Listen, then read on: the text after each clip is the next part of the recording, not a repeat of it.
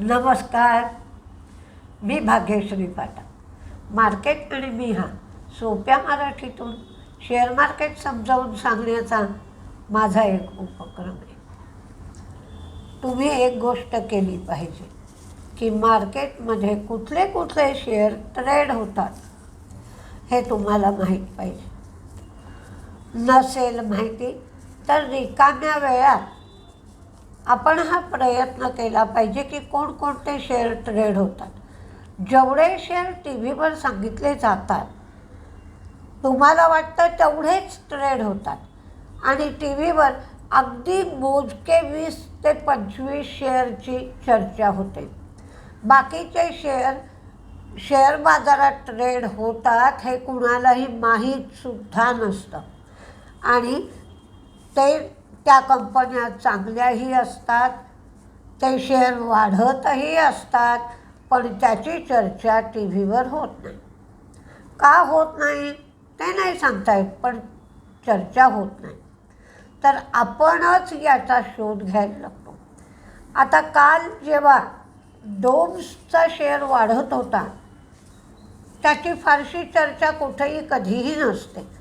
पण आता डोम्सचा शेअर का वाढत असेल किंवा 2 दिवस TTK प्रेस्टीज, हॉकिन्स हे शेअर का वाढत असतील? तर TTK प्रेस्टीज, हॉकिन्स याचं कारण मी तुम्हाला सांगितलं की LPGचा सिलेंडर मिळत नाही आहे, त्यामुळे इंडक्शनसाठी डिमांड वाढली आहे. पण आता डोम्स किंवा फ्लेअर रायटिंगसारखे शेअर्स, आता ज्याचा क्रूडशी काही संबंध नाही, हे स्टेशनरीच्या क्षेत्रातले शेअर्स आहेत. क्रूड वाढो राहो, डॉलर इंडेक्सचं काही याच्याशी काही संबंध नाही. त्यामुळे हा शेअर जवळजवळ काल 250 रुपये वाढला होता आणि त्याच्यात चांगली लिक्विडिटी पण होती. तर तुम्हाला आता हा प्रयत्न नव्याने करावा लागेल की कोणकोणते शेअर ट्रेड होतात आणि ज्याचा क्रूडशी किंवा सध्या चाललेल्या गोष्टीशी काहीही संबंध नाही आणि त्या कंपन्या जे प्रोडक्शन करतात ते प्रोडक्शन गरजेचं आहे. ट्रम्पने पुन्हा चीनवर 100% टॅरिफ बसवला जाईल असं सांगितलं आहे. कारण रेअर अर्थ मिनरलच्या निर्यातीवर अजूनही बंधनं आहेत.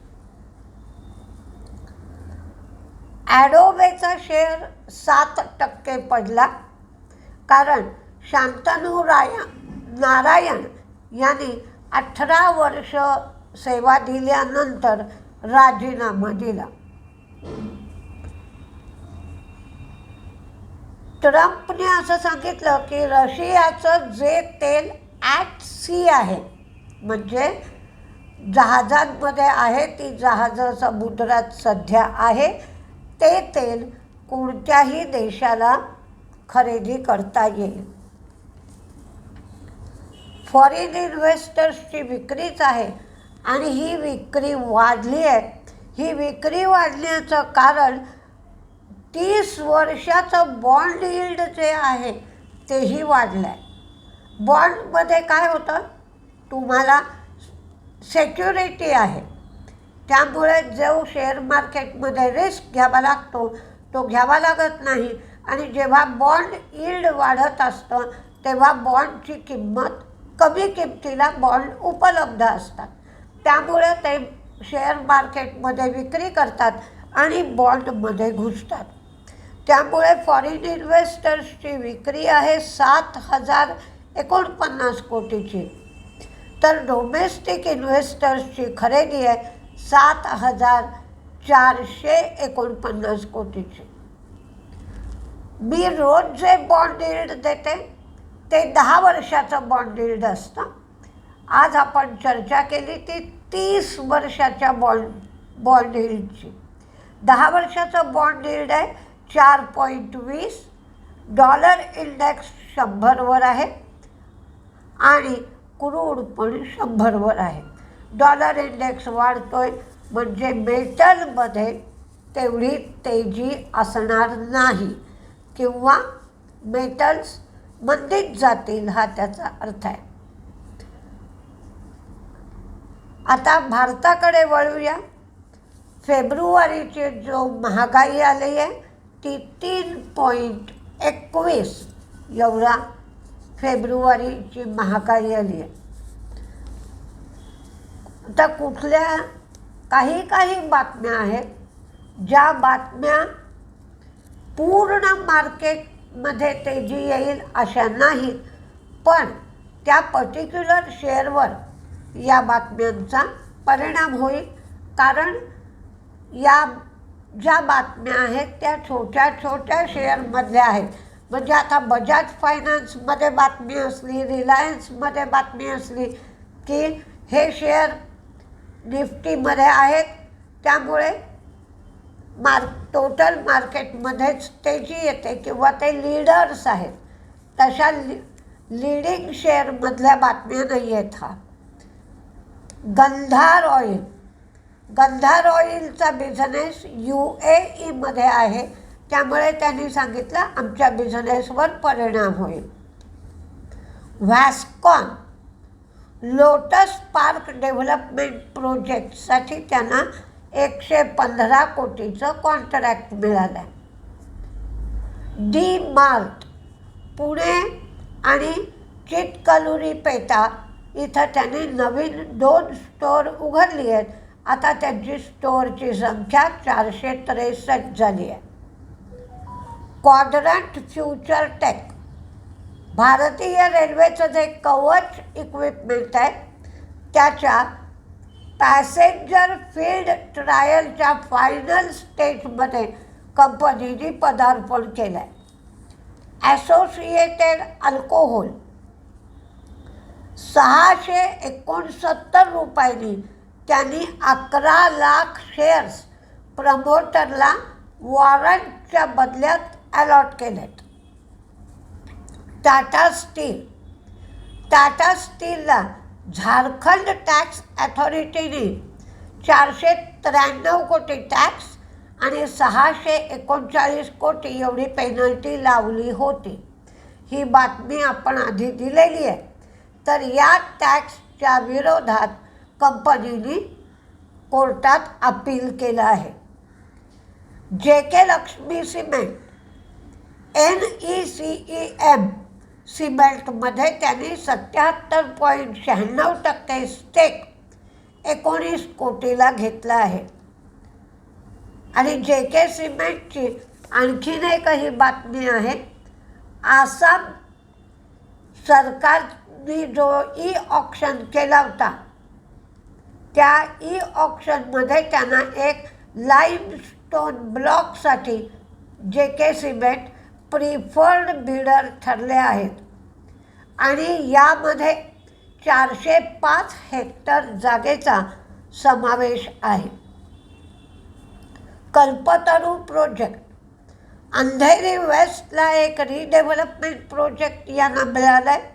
त्याची ग्रॉस डेव्हलपमेंट व्हॅल्यू 1400 कोटी आहे आणि 3 एकरचं हे लँड पार्सल आहे. 90 कोटीची बँक गॅरंटी त्यांनी दिली आहे. Acme solar 300 megawatt battery energy storage सिस्टीमपैकी 33.335 मेगावॅट त्यांनी कमिशन केलं आहे. बायोकॉन लिराग्लुटाईड या इंजेक्शनसाठी त्यांना USFDAकडून संमती मिळाली आहे. ही इंजेक्शन्स टाईप 2 डायबिटीससाठी वापरली जातात. गोदरेज प्रॉपर्टी कोईमतूरला 44 एकर जागा त्यांनी घेतली आहे. 1.1 मिलियन स्क्वेअर फूट एवढे त्यांना डेव्हलप करायला मिळणार आहेत आणि 450 कोटी रेव्हेन्यू मिळेल अशी अपेक्षा कंपनीने व्यक्त केली आहे. बालाजी एमाइन्स शेअर ऑलरेडी पडलेलाच आहे. कंपनीने सांगितलं की अमोनियाच्या पुरवठ्यामध्ये अडचणी येत आहेत, त्यामुळे काही प्लांटमधलं काम तात्पुरतं बंद ठेवण्यात आलं आहे. IOB म्हणजे इंडियन ओव्हरसीज बँक, त्याने MCLR त्यांचा 10 बेस पॉईंटनी वाढवला आहे. नेक्टर लाईफ 100 कोटींचं 10 वर्ष मुदतीचं 12% सिंपल इंटरेस्ट म्हणजे सरळ व्याजाने त्यांना हे कर्ज मिळाले किंवा पैसे मिळाले. हे पैसे मिळण्यासाठी त्यांनी त्यांच्या होल्ली ओन सबसिडियरीबरोबरच करार केलेला आहे. मॅक्स फायनान्शियल हे 2000 कोटीचा QIPसाठी त्यांना संमती मिळाली आहे. मनोरमा हे 500 कोटी गोळा करायला त्यांना संमती मिळाली आहे. आता एक गोष्ट लक्षात घ्यायची आहे आपल्याला की इतकं युद्ध चालू आहे तरी डिफेन्सचे शेअर का चालत नाहीत? डिफेन्सचे 20 शेअर आहेत. मग अगदी ठराविकच किंवा मोजकेच शेअर चालतात आणि बाकीचे शेअर का चालत नाहीत? तर त्याच्यासाठी आपल्याला 3 कारणं घेता येतील. जी गोष्ट रेल्वेच्या शेअरची झाली तीच गोष्ट डिफेन्सच्या शेअरची होती. कारण डिफेन्सचे शेअर खूप पूर्वी कुणी लक्षही देत नव्हतं. नंतर डिफेन्स कंपन्यांना ऑर्डर मिळू लागल्या, त्यामुळे सुरुवातीची तेजी डिफेन्स शेअरमध्ये आली.